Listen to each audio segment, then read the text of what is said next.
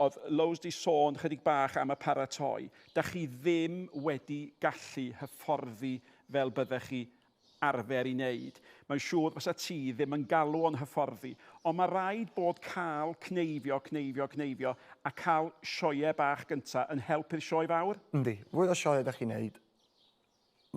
Wel, dwi wastad fel swn i'n gwella.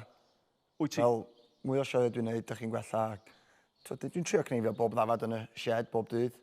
Fel dwi'n cneifio yn y sioe. Cneifio mewn sioe, ond mwy o sioe ydych chi'n neud y gwell.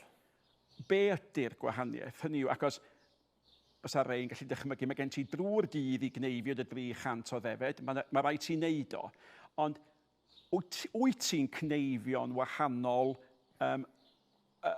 ydy cneifio 20 o ddefed o flaen 3-4 mil o bobl yn cael mwy o effaith ar dy gorff di ac ar dy feddwl di na gwneud hyd yn oed 300? Yndi, mewn ffordd. Dych chi'n gwybod bod chi roughly rhyw 300 i gneifio trwy dydd, so dych chi yn rhyw pesio'ch hunain. Ond pen dych chi eisiau gwneud, dych chi'n mynd mewn i ffeinal. Flat out, dych chi'n gyfled y medrwch chi. Ac hynny yw... Ac dych chi'n gorau, wel, concentratio, dych chi eisiau cael y glân i gyd ffwr, trio pidio torri'r ddafad. Wedyn, mae yn fwy yn man ni. A mae canolbwyntio yn flinedig yn dydi? Ydy mae yna, o'n i'n mynd i ofyn, Richard, os mae'n gallu, os mae'n cytuno gyda fi yn y byd o. I fi, dwi'n gweld y treino yn anoddach na rasio.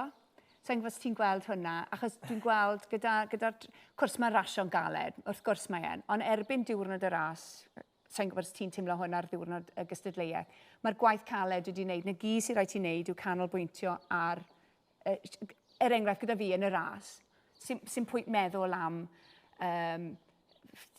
pwy sy'n edrych ar ôl gwylym achos mae rhywun wedi trefnu hwnna. Neu gyd fi'n wneud yw canolbwyntio ar y ras. Gyda'r treino, fi'n gweld y treino lot anoddach na rasio. Y codi lan y diwrnod ar ôl ni a gwneud gwmws yr un peth. A fi'n wneud achos fi'n dwlu arno fe, wrth gwrs. Ond weithiau dwi yn cael diwrnodau sy'n galed, lle mae'r corff ddim yn gweithio, lle fi wedi blino. Ond mae rai fi atgoffa fy hun ar y deg yna, pam dwi'n neud beth fi'n neud i gadw fi fynd. Wyt ti'r un peth? Dwi'n treinio cneifio bob dydd, a wedyn dwi'n mynd i sioe, a ti'n neud yn dda. A mae di talu yndi. Ond os ti wedi dod, ti'n wedi cneifio na iawn, ti'n wedi neud yn ffeinal, ti'n meddwl, come on, na'i drio gwella byn wrth nesaf. Ydy o'n effeithio? Ydy o'n effeithio os na wyt ti wedi cneifio'n ddiweddar? Fysai, yn job neu sioes, dwi'n wedi goffen cneifio diwedd Aws pob peth. A na'n cneifio bron dim tan mis Mai nesaf. Sy'n anodd iawn mynd sydd fewn i sioe. A cneifio, digwydd wneud y ffeinal a cneifio 20, sy'n anodd iawn. Rhythm ydi o neu be, hynny yw? Mae rhaid chi mewn rhythm. Mae'n rhaid i bynnu ar y defed hefyd, lot. Cael un o ddefed yn gicio.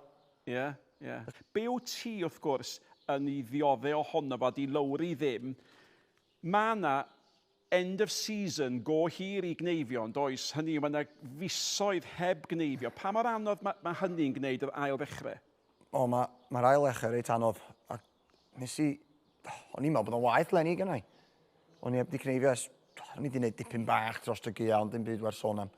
A wedyn, ti trio cneifio mis Mai. Oedd y corff yn... Oedd hi'n anodd. Ond pen o'n i'n iau, o'n i'n mynd ar ôl cneifio'n lad yma, o'n i'n mynd ffwr i Norwe mis Medi, Hydref. A wedyn o'n i'n mynd i Zeland Newydd am nhw 3 mis. Pen o'n i'n gwneud hynny, oedd hi'n mor ddrwg. Mae angen dy longyfarch di eto. Dwi wedi bod yn darllen erthyglau papur newydd am y digwyddiad yma yn Ffrainc, ond dwi'n hoffi'r ffordd yma ambell i bapur newydd yn gorfeid chydig bach hefyd.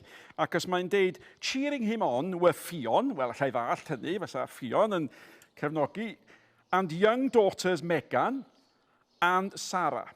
Wel, bapur newydd, oedd Sarah yn 6 wythnos oed ar y pryd, so dwi'n siŵr faint o cheering on dad oedd hi'n gwneud, ond clamp o gamp a llongyfarchiadau mawr iawn i ti.